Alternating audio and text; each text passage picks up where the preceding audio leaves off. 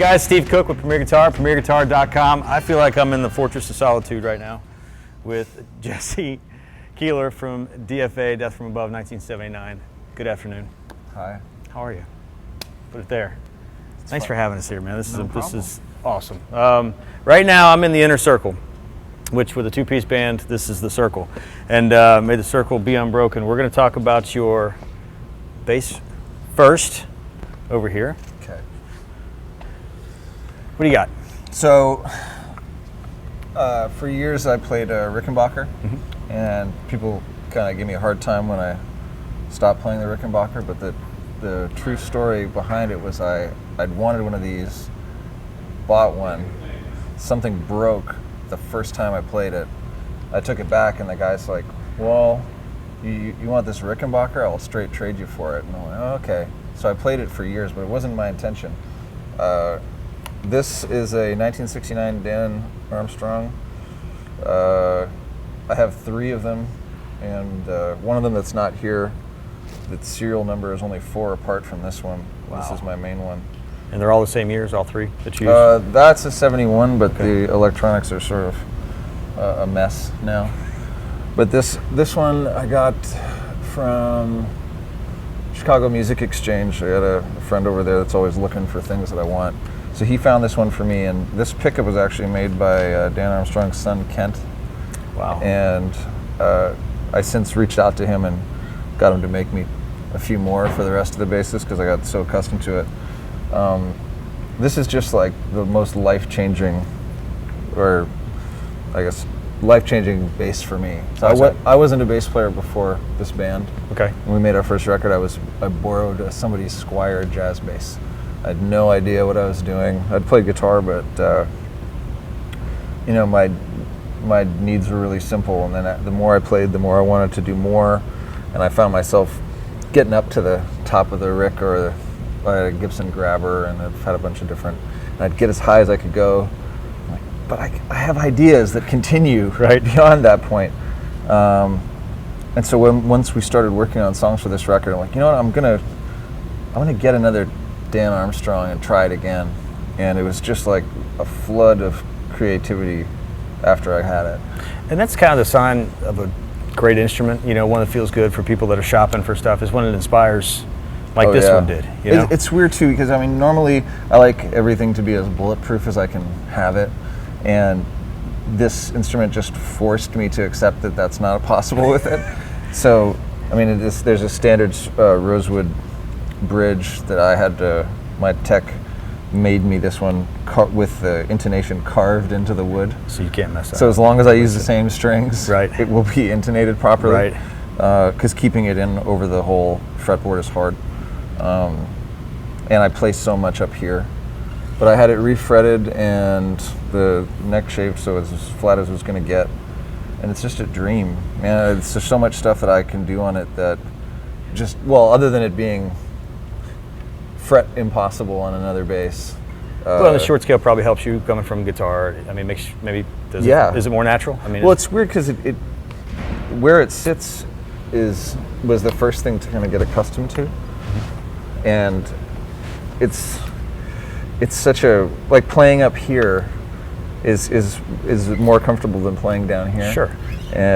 So I mean, there's a lot of songs on a new record like White is Red it's up on the 24th fret. Now your stuff is, I mean, granted, hard, soft, you know, runs the gamut. But are you hard on instruments? Are you?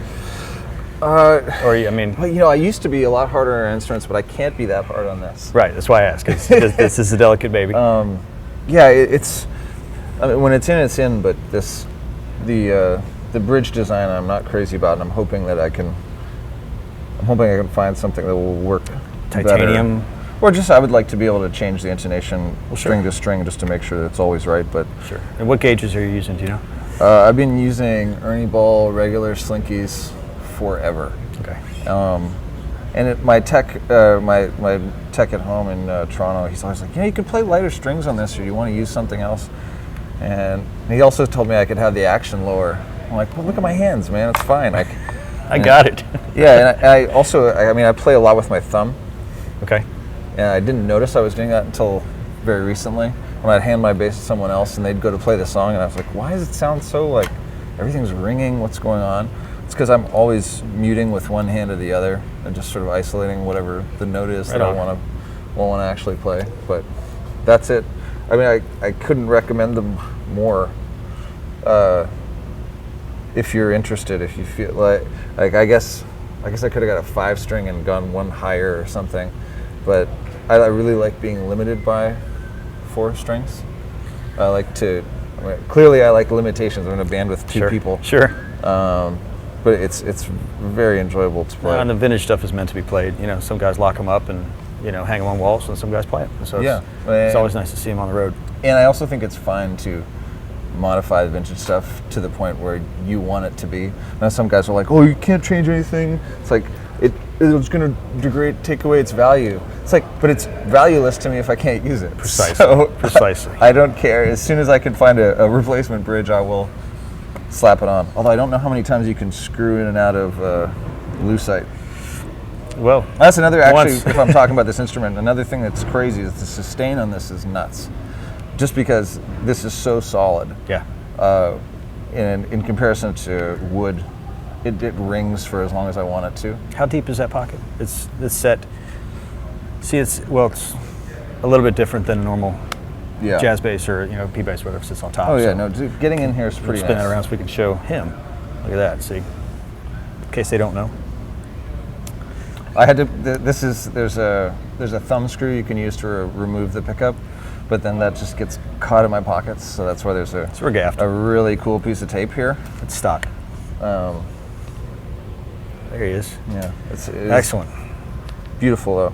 It's beautiful. And I'll keep buying them as often as I can find them. I'll keep an eye out for you. They come through Nashville a lot. Yeah, a lot of people hate them, but I'm stuck. They're great. Unless somebody wants to make a 24-fret bass, I don't have any options. Right. Well, moving from bass, we're going to talk about your hissy gear. I said hissy. So I'm guessing, if I may guess, that this is an older PV head? Yes. Do you know what year? I believe the circuit board says 71 or 72. How long have you had it? Well, just to start off, so that people who think they got to spend a lot of money on gear to get a rig, when I got this stuff initially, the sum total of all the gear on this stage, not including the basses, was about $300. $300. This head was $125. It is the sound of our band. I have only ever seen 2 other than this one. And if anyone has one and they'd like to sell it to me, I'll pay pretty much anything for these. So this is the sound of the band. This is the sound of my bass, is these amps. I don't use distortion pedals, it's just the amp distortion. And the way the distortion works on this is almost like, it's not like distortion is being added, it's almost more like you're overdriving a compressor. Okay. It's just the square wave action happens. That's why some people are like, why there's almost no feedback unless you want it to be there. It's because it's this very controlled, insanely loud sound. So what, can you tell me the model? It's called a Super Festival 800. Okay. This is the B for bass, and there was also a G for guitar, which had a couple other, couple slightly different controls, like a fuzz as opposed to just the overdrive. I've never had to turn it up past 1.5. It doesn't matter where I've been, it doesn't matter stage size. At 1.5, I can drown out anything. I have driven, the most I drove 3 Ampeg 810 cabs with it one time, and I was still at the same volume. Actually, like we were playing Reading and Leeds. I think it was in Reading. There was all these SVT cabs that had been backlined. Right. With a 1/4-inch connection, you could chain them up. So I'm like, hey, do you guys mind if I just for fun plug? I had one, and then there was 2 more. This is before I could afford to bring my cabinets with me. And we just chained them all together, and I actually had 4 4 Marshall 412s being driven by this guy. So this is, I can't really talk about one without the other. So Sure. this is this is an acoustic 450B. I'm not really sure. I've read different things. I read that it was 600 watts of. You would think that the 450 would be telling you something. Right, right. Same thing, and though it's got a distortion in it, and that's it. I mean, the distortion on both of these is cranked, and that's just what it sounds like. This one is more top and mid. Okay. I mean, this is doing it as well, but the mid on this it sounds more like Fender guitar mid, and this is more like Gibson guitar mid, if that makes sense. Yeah, You know what I mean? There's just like a slightly different curve and tone to it, but the two together one by itself doesn't sound right. I gotta have the two. And what kind of cabinets are you running? This is the funniest thing. So these cabinets are made by a company in Canada called Trainer that exists now, but I think these are both 71s. I have 2 more at home. And the only original speaker is this one. I tried to replace them. I had a stagehands years ago dropped one on its back, and the whole thing was gone. This is the only guy left. And it's funny because I know my dad is friends with Pete Trainer, who designed these boxes. And I called him up when I needed to replace the speakers. I'm like, what did you use? And he said, well, they cost $5. And there was no difference between the guitar and bass speakers. They were just speakers. What year was this? This was, did I have that conversation? Yeah. I guess probably 2002. Okay. So, I mean, since our first record, there's been our first EP, Right. no one's heard the original cabinets anymore. Okay. Then I had a creative amp tech said, I know your sound. Why don't you try using PA speakers instead of bass or guitar speakers? So this cabinet is a weird mix of original that was came with the box, of the closest approximation to original that came with the box. I've got there's a couple PV guitar Delta speakers in here. This is an Eminence PA speaker. I think this might be as well. Yeah, I think that is. This is probably the same family as that. I have one of my other cabs that is actually, it's funny that this one is here, because I have so many, and my techs were packing up to go on tour in Europe, and they just grabbed this one, and not one of the ones that I've redone. You're supposed to, right? So same box over here.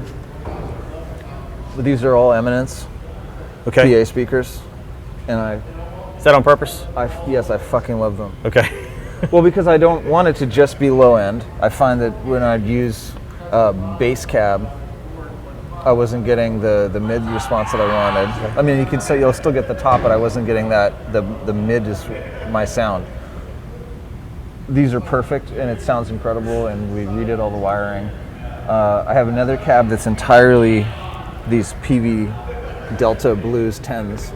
That's so nice with this, and that's the one that I would have liked to have on tour, but I have this here. And I love them both, but it's sort of like that guitar speaker works really well with this amp sound, and the PA speaker works really well with this amp sound. But it's got to be the combination of the two. I tried to run both amps with cabs full of these Eminence, and they're super awesome, but it was missing a little something that this, for whatever stupid reason, has. So, well, now you've got 3 wedges in front of you. They can't see, but there's 3 wedges here. Is that your normal setup too? Do you normally have that? Yeah. Well, if I'm over on the keyboard, I want to still be able to hear him singing, and when I'm competing with the volume of this. When I was going to ask, what do you have coming through your wedges? Because obviously you've got a wall of sound behind you. Or is it just? So the funny thing is, I don't know how we became such a loud band, but I think at first Sebastian was playing trying to play as loud as my amps, and then it sort of just becomes like a race, and now we're just accustomed to being incredibly loud. Right. But I still like to hear kick and snare in his vocal, because there's no way I could hear his vocal over this. For that. And if it's like a festival-sized stage, I'll actually, if the distance between the front of the stage and that cabinet is too great, I'll have a little, just a touch of that, of the acoustic cab in the front, just so, because I find it doesn't project this. There was actually a time when we were in Europe, and they have dB levels. I mean, I guess clubs all over the place have dB levels. Sure. So there was a really funny moment where the promoter comes in. He's like, "You guys are you're already way over the limit." It was 100. It was first he said it was like 98 when my amps were just on. Okay. But then I was way beyond their limit, and our front of house is like, that's not even in the PA yet. It was actually just this amp Still on 1.5. that was on. Yeah. No, I haven't turned it up past 1.5. That's what I'm saying. So it was still on 1.5. And Yeah. still There's something kind of magic that happens right in there. If I go too much further, it's not getting any louder. It's just pushing the speakers harder, so it starts to be its own sort of compression. Right. It's so squirrely. It's just so fucking loud already. It's awesome and refreshing because, not spending a lot of money. It's so wonderfully refreshing to see. Because, I guess I should also say that the solid state, the reason why I gravitated towards solid state instead of tube amps is just for the attack. The attack is noticeably faster, and so when I'm running through something quick, I like to feel the very immediate reaction on every note, especially if it's like a fast run or whatnot. It just works out better for me. When we're recording Infused, I'll for an overdub, I'll throw in whatever weird combination of pedals and amps but it's just to accent what you have going this on sound. Here. Do you use these in the studio as well? Absolutely. Awesome. Yeah, I mean, this was the speaker that was mic'd on there, and I think this was the speaker that was mic'd. That's awesome. We had little signs that said record or record this guy. Yeah. Beautiful. Well, let's move from amps to pedals. Okay. I'm going to get punny for a second, talk about the elephant in the room. Sorry. So this is part of your signal chain as well. Yes. So this is my Roland Juno 60, which was $275 when I bought it. So we're talking about $506.80, $585 right now. So running tally for everything. All right. So I mean, now this alone is so much money, but when I started buying synthesizers, they were not cool, so it was easy. You could just go in a pawn shop and buy a mint condition synth. I've never had this serviced, and it's still awesome. Knock on wood paneling. So what I started to do at some point, and it ties into the pedal board, is I realized I could switch. I could either have the bass or the synth still go through the amps. So it's a super simple patch that I tried to sort of simulate the tone of the bass, but then allow me to play a keyboard. Right. And I just switch between one and the other, so that in terms of, I guess most of this is about that. Initially, the only pedal I had was this Morley AB pedal, so I got some nice zip tie here to keep me from screwing it up and turning them both on and losing gain on both. But I just switch between one and the other, so A is my bass and B is the synth, and it's one or the other goes to the amps. And that's it. I mean, I've had some people say, "Oh, I can't believe the synth sounds just like the bass." I'm like, well, it's going through the same thing. And I mean, no, the amps through different cabs don't sound like that. This is just a big combination of things. And I guess probably the most important thing in my setup was something that I did by accident. So when we started working on this band, or when I had the idea to set up like this, I was trying to figure out how do I split the signal, and I didn't have a 1/4-inch mono splitter. Okay. But I had this Ibanez stereo chorus. I'm like, stereo, I've never actually used the other output. What if I send the other output to the other amp and use this as my split? And then over time, I've got this the speed and the width settings just so my signal is always just going between the amps to make it even bigger. But that's this. I mean, originally the setup was just this pedal and the amps, and then I introduced the keyboard, so I needed this. Okay. And these are still the things that I had when we started, still running. I can't believe this thing still works. Knock on something. Yeah. So you're coming into the wah first, right? Yeah. So Okay. the guitar signal goes into the wah, Right. and then from the wah, I think it goes. My tech Bernie we've screwed with it a bunch of times. It goes from the wah to the delay, and then from the delay to the AB box, and then from the AB box, actually there's a state, so it goes from the wah. Hold on. There's two. I'm like, I started looking around. I'm like, oh, there's other stuff. So yes, guitar signal comes into the wah. It goes from the wah to, I think, this DI, and the DI is. I'm using this MXR DI because it has EQ on it, so Okay. I'm only sending low, and in the house, the front of house just uses this as a sub, so that way he doesn't have to worry about getting low end from these. I mean, Okay. you heard there's a fair bit of low end, Sure. but to And get high that end. extra sub, that's what the DI Now is for. now this DI does have dirt on it, but you don't use any of the dirt. Yeah, I thought Or do maybe you? I thought maybe it would work for that, but I didn't. I think there's enough dirt on the stage already. So yeah, this is just to send the sub signal out. Okay. So then, escaping from there, this is a funny thing that I didn't need in any other bass. So I'm using this MXR EQ, giving myself a little bit more mid, lowering cutting the 30 hertz a bit because I don't want. I've already got my sub here. I don't need to send Got it your into rumble. I don't want to lose response because I'm sending so much sub into the amps. But this is the funniest thing. I have the gain all the way down. I'm sure you can see this, but look at this setting. I mean, nobody. I mean, not. I getting on turned your- it down? No, yeah. Everybody says, "Hey, I want it to sound like this, so I'm going to turn it up," and you've done the exact opposite, which is awesome. I mean, again, Well, the whole thing's. If great. if you send too much signal into these amps, you start to lose more information than you're gaining. Okay. And I don't need any more distortion.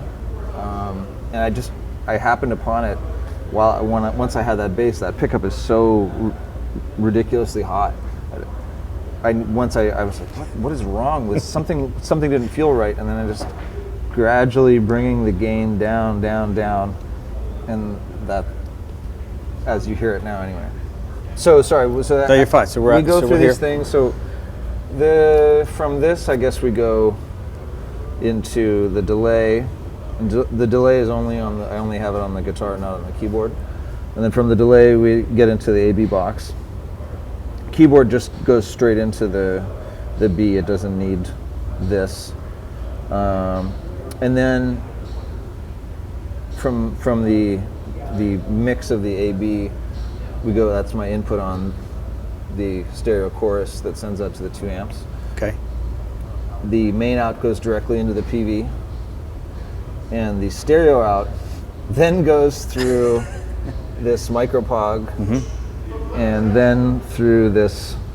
I wish that they would make it again. This Q-Zone pedal, and this is the hilarious Kerry fucking King version, which my tech wants to change this K to a J, so it'll be JFK like Sure. me. And the great paint job. Why is it so special to you? Well, How does that pedal talk to you, Jesse? it's a fixed wah. That's it, right? Like, except you have, the filter and also the Q, so you can.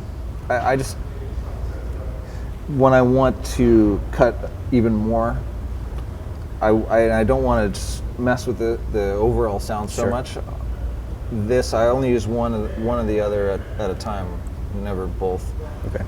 But it's only going on this amp, which is already the mid amp, but then I get into this, and the sound of our song Trainwreck is this on the whole time. just it cuts even further. It sort of almost gives it like a Brian May-esque like shift on it, because a lot. I mean, a lot of wahs they get really honky. They get really weird on you. Having the peak control really allows you to shape it so that it doesn't get. I just want it to sound very narrow at times, and that's what I do with that. And then this guy, I mean, everyone knows what a Pog does. Sure. But I have the dry out all the way up, the sub off, octave off, because I don't need a sub octave. And then I have about 3/4 of the way up on the octave up, and it's just sometimes I use these very seldom. I use this even less. But if I want just that extra top to have an octave up, if I'm going down, or if it's just to elevate the moment in a song or whatever, that's the one. That guy does it. Yeah, I mean, there's no analog octave up that's going to track that way, and so I have to accept a little bit of digital sound, but then it's only on one amp, so I feel like it means more than if I had it on both, which I tried initially and I didn't like it. It's doing too much, but having it just on the one really works. And this is a wah pedal. You know what a wah pedal does. Sure. It's super exciting. Sure. I don't know. I don't know how I got it. I have a pile of wah pedals somewhere in my house. that one is the one that broke the least. So good work, Ernie Ball. Oh, that's right. They discontinued it as well. Oh. These two guys. So you're in the market. You're in the market for some gear, if anybody has some. Yeah, and I'm always looking at pedals, and I tried when we were recording, I tried all kinds of different things, but in the end, there's some things that never change. So do you get out, like on the road, do you get out and check out shops and pawn shops? Yeah, I try. I mean, this took one of my techs actually found this for me because I gave up looking. I couldn't find one, and it had been discontinued, but I'd used it so much on the record, and I know so many people use them. Right. So many people who have similar love of mid. I know, like Troy from Queens has still got his original Q Zone. It's awesome. It's sort of an annoying sound by itself, but in the context of this and only having it on one of the two amps is just, for me, it's perfect. Right. Screams. Well, thank you. This has been fantastic. You have opened the door, and we appreciate that a lot. And you guys at home, you didn't get a chance to hear it, and I don't think you'll be able to hear it through these mics, but he fired this up, and this is Wall of Death over here. This is awesome. Mm-hmm. So I appreciate your time to get you, and have a great tour. Thank you so much for taking time with us today. We'll see you soon. For Premier Guitar, premierguitar.com, Steve Cook, Jesse Keeler, signing off. Thank you. Don't forget to sign up for PG Perks, your all-access pass to exclusive gear giveaways and discounts on premierguitar.com.